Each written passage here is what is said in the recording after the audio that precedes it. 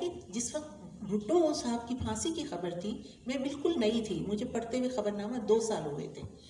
تو اس وقت تو انہوں نے بس صرف یہی پوچھا بار بار کہ مہاپارا آپ رو تو نہیں دیں گی، بھٹو صاحب کی پھانسی کی خبر پڑھ لیں گی، رو تو نہیں پڑیں گی، بس یہ انہوں نے پوچھا تھا. لیکن پھر ہم نے وہ خبر پڑھی اور 88 میں تو مجھے خبر نامہ پڑھتے ہوئے 10-12 سال ہو گئے تھے. اور پھر بھی انہوں نے کہا کہ شاید ان کے ذہن میں یہ خیال ہو کہ رو پڑیں گی، تو بھائی جنرل ضیاء کے پہ تو اگر روتے تو کون سی بات تھی. جی بہت شکریہ. اظہر لودھی صاحب جو تھے وہ بھی اچھا ہنس نہ پڑے، ان کو یہ ڈر تھا کہ شاید ہنس نہ پڑے.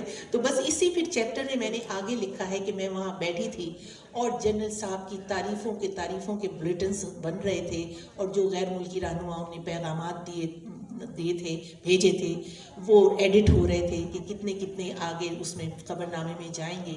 یہ سب وہاں پر ہو رہا تھا، ہلچل سی مچی ہوئی تھی کہ جنرل صاحب شہید ہو گئے، جنرل صاحب شہید ہو گئے.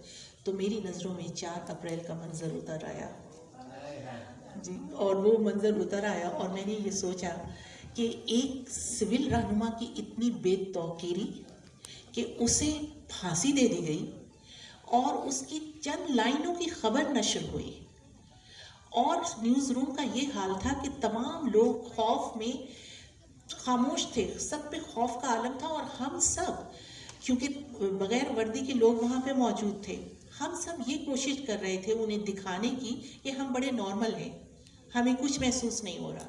وزیر اعظم کو پھانسی چڑھی ہے، ہمیں کچھ محسوس نہیں ہو رہا، ہمیں کچھ نہیں ہوا. تو ہم بالکل نارمل نظر آنے کی کوشش کر رہے تھے.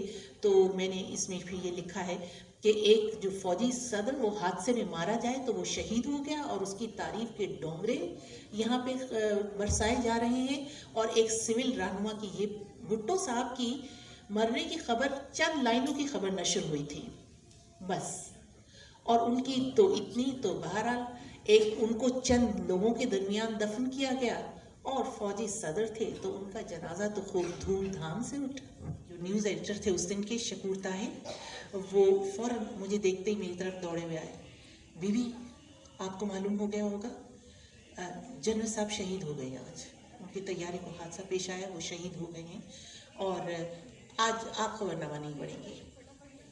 تو میں اظہر لودھی پڑھیں گے. تو میں نے کہا کیوں؟ تو کہنے لگے وہ بی بی دیکھیے نا، آپ لوگوں نے میک اپ وغیرہ کروایا ہوا ہوتا ہے تو ذرا اچھا نہیں لگتا، بڑی سنجیدہ سی خبر ہے یہ مرنے کی، تو آپ پڑھیں تو یہ اچھا نہیں لگتا. تو وہ اظہر صاحب ہی پڑھیں گے. تو میں نے کہا شکور طاہر صاحب آپ مجھے پہلے فون کروا دیتے. جب خانہ کعبہ پر حملہ ہوا تھا تو مجھے گھر میں فون آیا تھا کہ آج بہت سادہ کپڑے پہن کے آئیے گا، اور میک اپ وغیرہ بھی بس وہ جو ضرورت ہے اس کی کیمرے کی اتنا ہی کیجیے گا، کیونکہ خانہ کعبہ پر حملہ ہو گیا ہے تو بڑا سنجیدہ پورا خبر نامہ اسی پہ ہوگا. تو میں نے کہا جی میں میک اپ وغیرہ نہیں کروا کے آئی تھی، اور آپ مجھے پہلے سے بتا دیتے. اور میں نے کہا شکور صاحب یہ سنجیدہ خبر کون سی ہوتی ہے اور کون سی نہیں ہوتی. لیکن اس سے پہلے کہ وہ میری بات کا جواب دیتے، وہ ظاہر ہے اس دن اتنی بھگدڑ تھی، اور وہ سب لوگ، وہ کسی نے انہیں اور کسی نے بلا لیا اور وہ میری بات کا جواب دیے بغیر وہاں سے چلے گئے.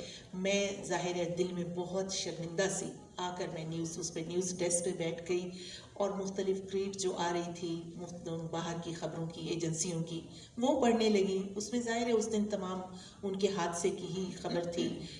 وہ کہ حادثہ نہیں تھا، آپ لوگ جانتے ہی ہیں وہ، لیکن وہی ساری خبریں تھیں، اور دل میں بہت شرمندہ تھی. اور یہ بھی سوچ رہی تھی کہ جنرل ضیاء الحق نے خود تو کبھی خواتین کو منع نہیں کیا تھا، وہ یہ بھی کر سکتے تھے، حکم دیتے کہ جی نہیں صرف مرد حضرات پڑھیں گے خبریں، لیکن انہوں نے خود کبھی منع نہیں کیا تھا. انہوں نے تو یہ آج مجھے کیوں منع کر رہے ہیں؟ پھر مجھے خیال